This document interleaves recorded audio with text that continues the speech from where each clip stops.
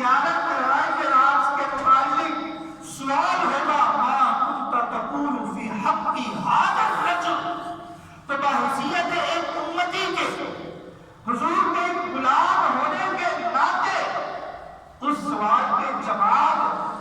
کا جو ہے وہ مرحلہ تو بعد بھی آئے گا کہ جواب دے پائے گا یا نہیں دے پائے گا۔ اگر ہماری شکل و صورت ہی حضور کے طریقے پر نہ ہوئی تو ہم کس حال میں حضور کے سامنے کھڑے ہوں گے؟ ہم شعروں میں سے پڑھتے ہیں قبر پہ سرکار آئے تو میں قدموں پر گروں، گر فرشتے بھی اٹھائیں تو میں ان سے یوں کہوں اپنے پائے ناز سے میں اے فرشتوں کیوں اٹھوں، مر کے پہنچا ہوں یہاں اس دلربا کے واسطے۔ بندہ مر کے پہنچتا تو تبھی ہے نا کہ جب ان کے طریقے پر چلے گا، ان کی سنتوں پر عمل کرے گا۔ یہ شعر کے مصداق کو ہم تب بنیں گے نا کہ ہم نے حضور کی چاہت میں، حضور کی محبت میں زندگی گزاری ہوگی، تو پھر ہم جب حضور قبر میں آئیں گے تو ہم اٹھ کھڑے ہو کر جو ہے قدموں میں بھی گر جائیں گے۔ ہم حضور کے سامنے کھڑے ہو کر مصطفیٰ جان رحمت کی صدائیں بھی بلند کریں گے، ہم جو ہے حضور کے قصیدے بھی پڑھیں گے، لیکن یہ تب ہوگا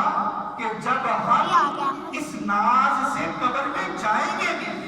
لیکن اگر ہم وہاں پر بھی ہمارے اعمال ایسے ہوئے کہ حضور کے سامنے ہمیں شرمندہ ہونا پڑا، ہمیں شرمندہ ہونا پڑا، تو پھر ہم کس ناز سے یہ اشعار پڑھیں گے اور کس ناز کے ساتھ، کس چہرے کے ساتھ حضور کا سامنا قبر میں کریں گے؟ اور قبر کے بعد برزخی زندگی، برزخی زندگی کے بعد قیامت کے دن جب تیسرا مقام یہ آئے گا،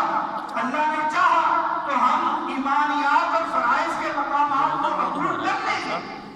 لیکن جب یہ تیسرا مقام آئے گا اور حضور کی سنتوں کے بارے میں پوچھا جائے گا اور پھر ہماری کوتاہیوں کو لے کر حضور کی خدمت میں پیش کیا جائے گا،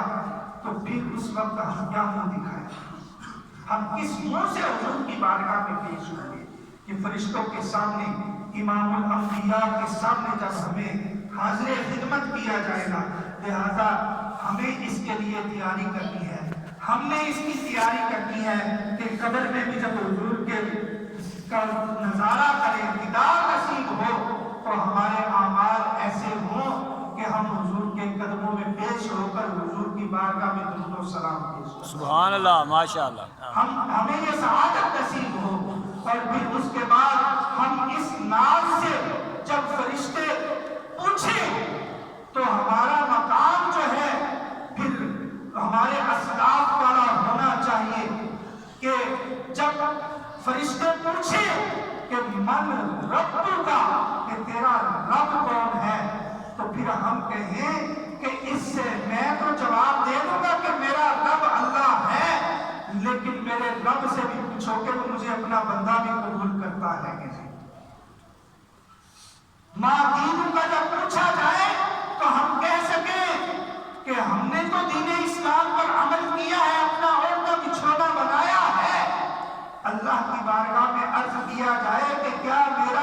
میری یہ خدمات، میرا یہ طریقہ کار تیری بارگاہ میں بھی قبول ہے کہ نہیں ہے؟ تو یہ ہمارے اسلاف کا طریقہ یہ رہا، ہمارے اسلاف کی تعلیمات یہ رہی کہ ہمیں جو ہے اپنی آخرت کی فکر کرنی ہے، اپنے عقائد و نظریات کو، اپنے ایمانیات کو جو ہے وہ اسلام کی تعلیمات کے مطابق رکھ کر فرائض و واجبات پر عمل کے بعد سنت نبوی پر بھی عمل ضرور کرتا ہے، تاکہ کل بروز قیامت حضور کی بارگاہ میں شرمندہ نہ ہونا پڑے۔ اللہ تبارک و تعالی ہمیں خواجہ خواجگان سلطان الہند خواجہ معین الدین چشتی اجمیری علیہ الرحمہ کی تعلیمات پر عمل پیرا ہونے کی توفیق نصیب فرمائے۔ وما توفیقی الا باللہ۔